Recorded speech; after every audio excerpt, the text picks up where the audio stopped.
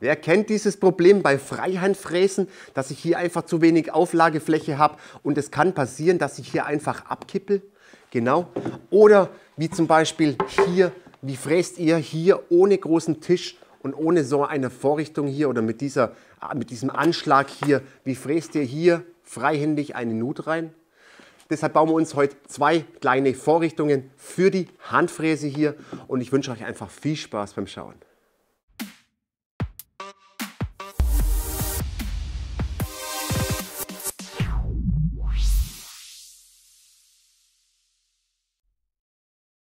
So, servus und herzlich willkommen bei Gipfelholz. Ich bin der Jens und wir bauen uns heute zwei Jigs, zwei Vorrichtungen für so eine kleine Handfräse hier. Und wer kennt es nicht, könnt ihr gerne mal in die Kommentare reinschreiben.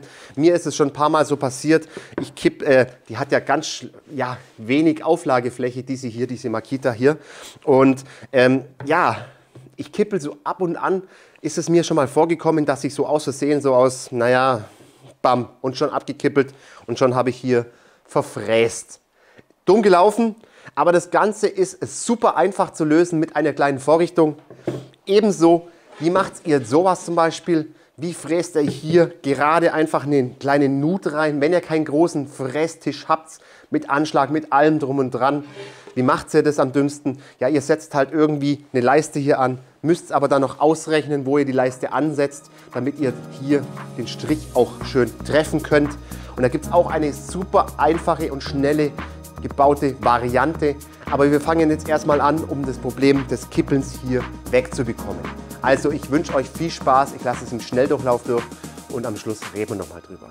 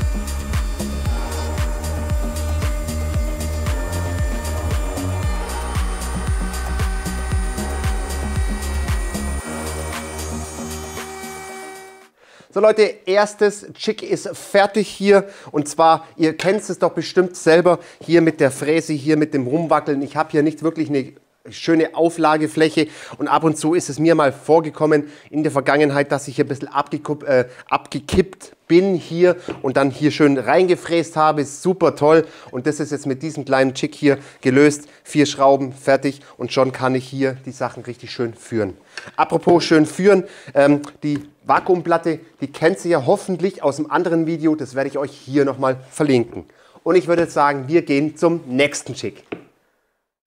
Zweite Vorrichtung. Wer kennt's? Ich will jetzt hier eine Nut reinziehen, hier in dieses Holzbrett. Wie mache ich das am dümmsten? Gut, ich habe einen großen, schönen Tisch, wo ich das Ganze dann drüber ziehen kann, einen Frästisch. Oder ich will das jetzt hier freihändig machen. Ich setze hier einen Balken an, sonst irgendwas, muss aber genau dann ausrechnen, wo ich meinen Fräser in der Mitte hier rumfräse. Ist mir teilweise auch zu aufwendig. Was machen wir? Wir bauen das in eine Vorrichtung, wo das überhaupt gar kein Problem ist, hier freihändig eine Nut reinzufräsen.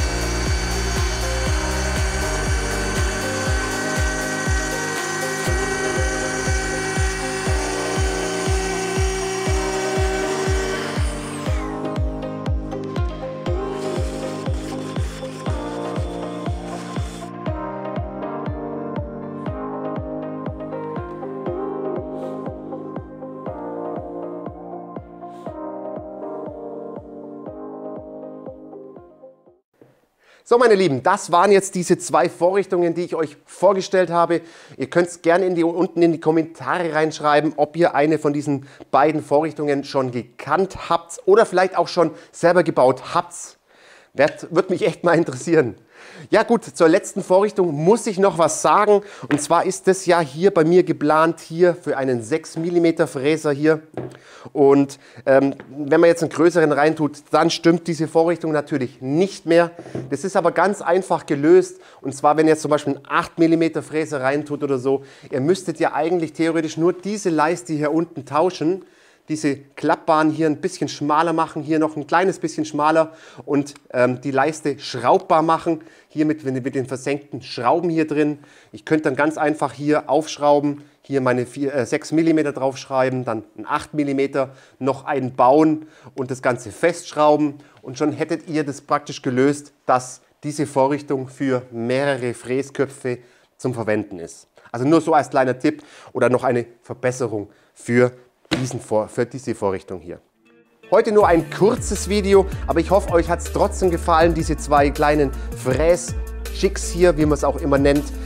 Und ich konnte dem einen oder anderen hier vielleicht eine kleine Idee bringen oder einen Tipp bringen, wie man das besser lösen kann. So Leute, ich würde sagen, ballert nochmal alles in die Kommentare rein, lasst einen Daumen da, wenn euch das Ganze gefallen hat, abonniert den Kanal, wenn ihr das noch nicht gemacht habt und vergesst die kleine Glocke nicht. Und ich würde sagen, schöne Grüße aus dem Allgäu, bis demnächst, Servus!